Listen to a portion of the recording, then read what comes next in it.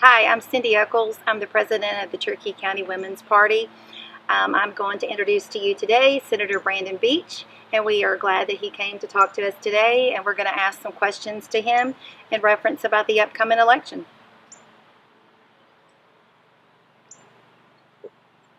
Well, thank you, Cindy. Thank you for having us. Thanks for the Cherokee County Republican Women's and the Cherokee County Republican Party for hosting these videos, since we are in a uncharted waters coronavirus pandemic. I just want to tell you, it's been an honor to serve as your state senator for 8 years. I've really enjoyed it, and I realize it's the people's seat, and I've been honored to go down there and serve and sit in that seat. I think what I bring to the table is a proven track record of job creation. And let me be very clear, the government does not create jobs, the private sector does. But what government can do is create a conducive environment with less taxes, less regulation, an educated, skilled workforce, and infrastructure investment. And if we do those 4 things and get out of the way for the private sector, I think we can reignite and reboot this economy from coronavirus. We've done that, and we've got a proven track record of doing that. The last 7 years, the state of Georgia has been the #1 state to do business 7 years in a row. No other state's ever done that. And I think it's because of good conservative Republican principles that we've put in place and then let the private sector flourish. And that's what I bring to this. I've been in economic development for 20 years. And a lot of people ask me, they say, Brandon, why did you get involved in public service? Well, my wife and I moved here from New Orleans. And New Orleans, the elected officials didn't invest in education. And when you peel the onion back, that's why they didn't not only have jobs coming to New Orleans, jobs fled New Orleans. I remember my junior year at LSU, Shell Oil Company moved 20,000 jobs to Houston. And so when I graduated from LSU, I went on to get an MBA from Centenary. I didn't have a choice. I went to work for Quaker State Motor Oil, and I had to make a decision. They asked me, do you want to live in Atlanta or Dallas? And we chose Atlanta. And Georgia's been the greatest decision we've made. We've raised our kids here, and they went to Georgia colleges, and now they've come back. And that's really why I ran. I wanted to make sure if my daughter or my son said, Dad, I want to live in New York, I would have supported them 110%. But if they would have come back to me and said, Dad, we can't come back here because there's no job and economic opportunities, then shame on me, and really shame on a lot of folks. So that's why I got involved, was to make sure that our kids could come back here and find a job and be involved. And so we got involved in the community. My wife's very involved. She's on the Cherokee County Education Foundation Board. She's involved in, I think, with your organization. And we just felt if you give back to the community will be better. You got to be involved in it. Nothing's on automatic pilot. You're either going up or down. And I do believe that if you get involved and make a difference and demand good education and good parks and rec and good, quality of life, jobs will come here. And that's what's happened. And Cherokee County has obviously flourished and doing well. I would end with this. Coming out of this coronavirus pandemic, we're going to have to make some tough decisions. We're going to have to make some tough budget decisions. But the main thing we got to do is we got to reignite this economy and create jobs. We can't sustain 24% unemployment. That's unsustainable. And the best way we can get ourselves out of this is to reopen this economy and make sure in a very safe and pragmatic way that we are creating jobs. And that's what I'll do, and I'll continue to do as your senator if I'm fortunate enough to get reelected on June 9th. So, Senator Beach, why do you want to be a state senator? Well, I mean, kind of like I said, I grew up in New Orleans, and I wanted to get involved in this community because I wanted to make it better for my kids, and now we have a 2-year-old grandchild. And when I think about those decisions that I'm making, it's really not for me. It's for the future of our kids and our grandkids. And I want to make sure that we got great schools, great infrastructure, and great parks and recreation, and great, quality of life amenities to where companies will not only want to not leave here, but then would want to come here and add economic opportunities for our kids and our grandkids. And that's why I want to be a senator. I want to make a difference in this community. And I think I have. I mean, I got to tell you, there's a couple things I'm proud of. One is the expansion of, I've been very involved in Gwinnett Tech across from Avalon in District 21. We added a new technical college, $25 million. I got that in the budget. And when I drive by there and I see kids going into that that school to get certified and get educated for jobs. I'm also very proud of some of the things we've done up here in Cherokee County on roads and bridges and getting Northside Hospital built and so on, that I think have been really great investments for job creation and quality of life. All right. So what is on your current agenda for this upcoming year? Well, I introduced a bill that there again goes back to our community, dealing with enrollment at University of Georgia and Georgia Tech. I got to tell a story. I wrote a letter for a girl that had a 4.1 GPA, a 1440 SAT, a 33 ACT, and 10 honors classes, and got denied from Georgia. She got into Vanderbilt, Tulane, Clemson, and got a full ride to Tennessee. We are losing too many of our kids to out-of-state schools. So it's called the Student Act, Georgia Student Act, and I want to keep these kids here in Georgia, and we've got to keep them here so that they can, get jobs, get educated, and then want to stay here. I worry about too many of our kids going to Alabama, meeting a spouse, a husband or wife, and then staying in Alabama. And we've educated them. No, we've spent $125,000 educating them K through 12, yeah. And then they can't get into their Georgia schools. And when I found out, I called over afterwards and I talked to the University of Georgia. I said, "What's the deal? What are the standards if someone like this can't get in your school?" And they told me the standards, and she met 2 of the 4. But then before I hung up the phone, I just happened to ask. I said, "Tell me how many are from Georgia and how many out of state?" And they were admitting 40% from out of state. Now that's unacceptable. So what my bill does is says in early enrollment, 90% of the kids have to come from Georgia and be Georgia citizens. And we need to do that. We have too many parents calling me, asking me, "Can you help my daughter or my son get in Georgia?" And the grandparents went there and the parents went there, and they can't get in our flagship universities, and that's unacceptable in my opinion. So that's one of the things I'll continue to work on. I've introduced it. It's in committee. Obviously, we are in recess right now, or suspended because of the coronavirus, but I'm going to continue to work on getting that done, along with road projects and infrastructure. Okay, thank you.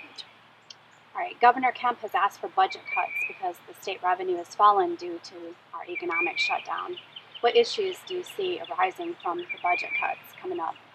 Well, I mean, we're going to have to make some tough decisions, like I said earlier. When you look at our budget, 85% of our budget is really non-discretionary. It's education, healthcare, and corrections, prisons, and so on. You got about 15% that's discretionary, and I think we will look at cutting some of that 85% probably. Although I don't want to cut education. Education is important if we're going to be economically viable and go after economic development and job opportunities. But I think we're going to look at 15% tax credits, any kind of job credits or any of that stuff. I think we will look at all of that. We'll look at it. Everything's on the table. I talked to the commissioner of DOT. When I was first on the GDOT board 16 years ago, we had 10,000 employees. We're down to 3,900. So he can maybe cut a little more, but they've already tightened their belt. But we're going to look at cutting some projects, and which is a shame because right now asphalt prices are lower than they've ever been. Interest rates are low. I mean, we just should be building roads. But we may have to delay that because there's not a lot to cut as far as help since we went from 10,000 to 3,900 employees. I think you'll get it down to about 3,200 employees, and then we'll go from there and look at how we're going to cut. The governor's asked us to look at each department to cut 14%, and that's going to be tough. I will say this. The best thing we can do, as I said in my opening remarks, is we can get this economy rebooted, reignited, and create jobs and get this economy going like we had it. Before this coronavirus, we were at about 3.5% unemployment, which is almost zero unemployment. If you really talk to economists, we got to get the economy back. And I think if we can do that and create jobs, in my business career, you can't cut your way to prosperity. You got to grow revenue. And I'm not talking about raising taxes. We do not need to raise taxes. What we do need to do, though, is be very prudent in our decisions that are very business friendly so that we still can get these businesses to want to come to Georgia and the ones that we have here help them get reignited. I mean, I got to tell you, I feel for the restaurant business. Chantel and I went into a restaurant 8 weeks, 9 weeks ago, and there was a 30-minute wait, and now he's about to lock his doors. And it's just sad to see that, to see this guy had 10 years of his life in a restaurant, and he may not be able to reopen. And we've got to figure out ways to help these guys get back open and reemploy these people. One of our largest employers, Delta Airlines, they're hurting, and we've got to get. One of the things I think we need to do is get consumer confidence back, and that we got to be common sense. We got to be safe. Safety's paramount, but we got to get people back out and into the community and into the workforce. Okay. Do you have any closing statements? Well, yeah. I mean, I would tell you that on June 9th, you're going to cast your vote, and you're going to hire a new senator, or you're going to keep me. And I hope you're going to keep me. I think I've done a good job.